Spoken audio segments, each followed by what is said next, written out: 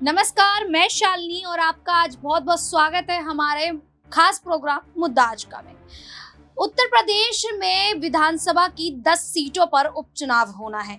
अब जिस प्रकार से उपचुनाव को लेकर सभी पार्टियां तैयारियों में लगी हैं, तो यहाँ पर कई पार्टियां मैदान में उतर चुकी हैं। ऐसे में यहाँ पर अगर बात की जाए चंद्रशेखर आजाद की, अखिलेश यादव की, भारतीय जनता पार्टी की, तो ऐसे में ये पार्टियां जो हैं वो मजबूती से उत्तर प्रदेश में उतरती हुई दिखाई दे रही हैं। अब ऐसे में ये देखना होगा कि आखिरकार इन 10 सीटों पर कौन सी पार्टी जीत हासिल करती दिखाई देगी। अखिलेश यादव की अगर बात की जाए तो बीते लोकसभा चुनाव में अखिलेश यादव ने जो प्रदर्शन किया है वो हैरान कर देने वाला है। यहाँ पर अखिलेश यादव 37 सीटें जीतते हुए दिखाई देते हैं, जिसके बाद अब यही कयास लगाए जा रहे हैं कि जो आने वाले विधानसभा चुनाव है 2027 में, क्या उसमें भारतीय जनता पार्टी का यहाँ पर जो पत्ता है वो साफ होता दिखाई देगा। इस पूरे मुद्दे पर आज चर्चा करेंगे। मेरे साथ मेरी सहयोगी माही मौजूद है। माही, आपका बहुत बहुत स्वागत है।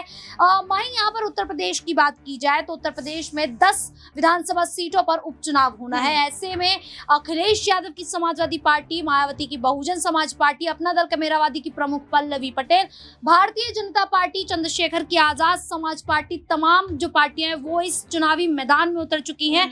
और अब यही देखा जा रहा है कि केवल 10 सीटें हैं, लेकिन यहाँ पर पार्टियां इतनी हैं कि अब ये देखना है कि आखिरकार इतनी पार्टियों में कौन कितनी सीटें हासिल करेगा। अब यहाँ अखिलेश यादव को लेकर ही अगर बात की जाए तो अखिलेश यादव का प्रदर्शन काफी बेहतर रहा है। ऐसे में अखिलेश यादव पूरी कोशिश कर रहे हैं कि 10 की 10 विधानसभा सीटों पर वो ऐसे उम्मीदवारों को मैदान में उतारे जो उन्हें वो 10 सीटें जीत कर हासिल करा सकें। अब क्या अखिलेश यादव कई ऐसी रणनीति बनाते दिखाई देंगे, और क्या यहाँ पर चंद्रशेखर आजाद रावण ये चाहेंगे कि वो आने वाले विधानसभा चुनाव में अखिलेश यादव के साथ जुड़ जाएं और एक साथ जुड़कर मैदान में उतरते दिखाई दें? जी बिल्कुल, देखिए अगर शालिनी देखा जाए तो इसमें कोई दो राय नहीं है। लगातार पार्टियां यही चाह रही हैं कि इस बार के विधानसभा चुनाव में किस तरीके से भारतीय जनता पार्टी को शिकस्त दी जाए, जिसमें अखिलेश यादव इस बार के लोकसभा चुनाव में कामयाब भी हुए, लेकिन वही प्लानिंग वो कहीं ना कहीं उपचुनाव और विधानसभा चुनाव में चाहते हैं। और ऐसे इस बार का जो उपचुनाव होने वाला है, कहीं ना कहीं उसमें निर्णायक भूमिका रहेगी उस पार्टी की जो इस बार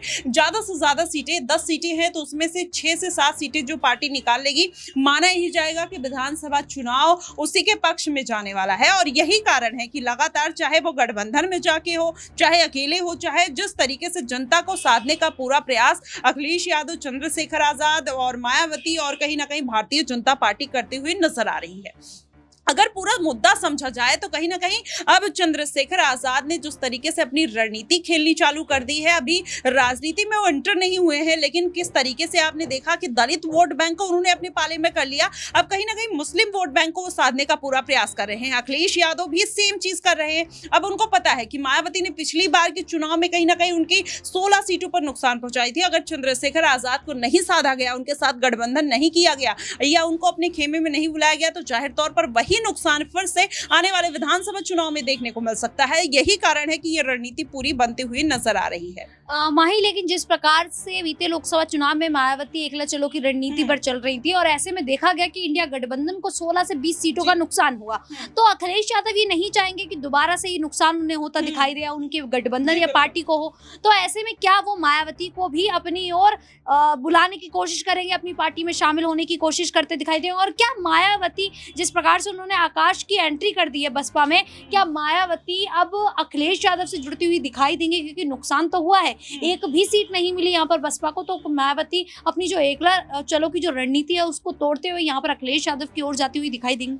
जी बिल्कुल, देखिए मायावती को करना भी वही चाहिए। अगर उनको अपनी पार्टी का अस्तित्व बचाना है, 432 सीटों पर प्रत्याशी तो उतारती, एक भी जीत नहीं दर्ज कर पाती है। उसके पहले ही अखिलेश यादव ये बात का ऐलान कर चुके थे, जब लोकसभा चुनाव चल रहे थे उसके मध्य में उन्होंने बोल दिया था कि मायावती कितनी भी जद्दोजहद कर ले, चाहे आकाश आनंद को नेशनल कोऑर्डिनेटर पद से हटा दे, लेकिन इस बार के चुनाव में उनको एक भी सीट नहीं मिलने वाली। और वाकई में वही देखने को मिला। और मायावती ने 2019 में अखिलेश यादव के साथ गठबंधन किया था, 10 सीटें जीती थी और अखिलेश यादव 5 सीटों पर सिमट के रह गए थे। कहीं ना कहीं वही ओवर कॉन्फिडेंस मायावती को इस बार के लोकसभा चुनाव में देखने को मिला और इसी बात का कारण रहा कि इस बार उनको चुनाव में एक भी सीट पर जीत नहीं दर्ज हुई। और यही कारण था कि वो गठबंधन से कहीं ना कहीं बसती हुई नजर आई, क्योंकि भारतीय जनता पार्टी का जो एक तरीके से सॉफ्ट रुख देखने को मिलता है मायावती के लिए और मायावती को भारतीय जनता पार्टी के लिए। अगर भारतीय जनता पार्टी ये नहीं चाहेगी कि वो अखिलेश यादव के साथ किसी भी तरीके के गठबंधन में जाए, क्योंकि इसका जो नुकसान है वो भारतीय जनता पार्टी को उठाना पड़ेगा अगर वो गठबंधन में चली गई,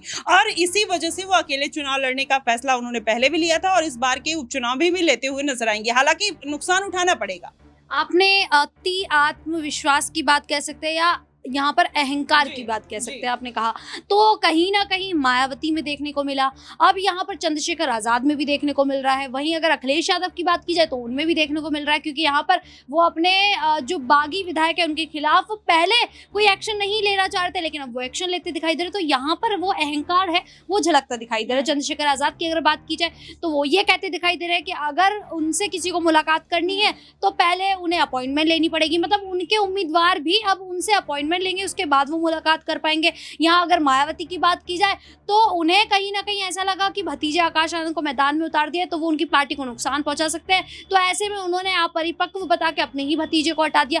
तो ये जो अति आत्मविश्वास है, कहीं यही आने वाले समय में इन तीनों नेताओं को ले डूबता हुआ दिखाई दे सकता है। देखिए शालिनी, अगर देखा जाए तो ये अति आत्मविश्वास कहीं ना कहीं हर पार्टी में देखने को मिला। अगर भारतीय जनता पार्टी की भी बात कर ले, इस बार जब बदायूं सीट से संघमित्रा सांसद थी, 2 बार के सांसद रह चुकी, लेकिन उनको सीट से हटा दिया जाता है, दूसरा प्रत्याशी लाया जाता है और उस प्रत्याशी की हार हो जाती है। ऐसे में बहुत ऐसी सीटें हैं जो भारतीय जनता पार्टी ने गलती की। अब चंद्रशेखर आजाद भी उसी लाइन में है और मायावती और अखिलेश यादव ने वो गलती की। और इस बार अखिलेश यादव का तुक्का जिस तरीके से कह लीजिए भिड़ा है कि उनको भी नहीं पता था, जिस तरीके से भारतीय जनता पार्टी पूरा एक एजेंडा चलाते हुए नजर आई। अलग अलग चैनल पे आपने अलग अलग एग्जिट पोल देखा, माना ही जा रहा था कि भारतीय जनता पार्टी इस बार 370 के करीब सीटें लेकर आएगी, लेकिन कहीं ना कहीं 240 में सिमट जाना वो अति आत्मविश्वासी था।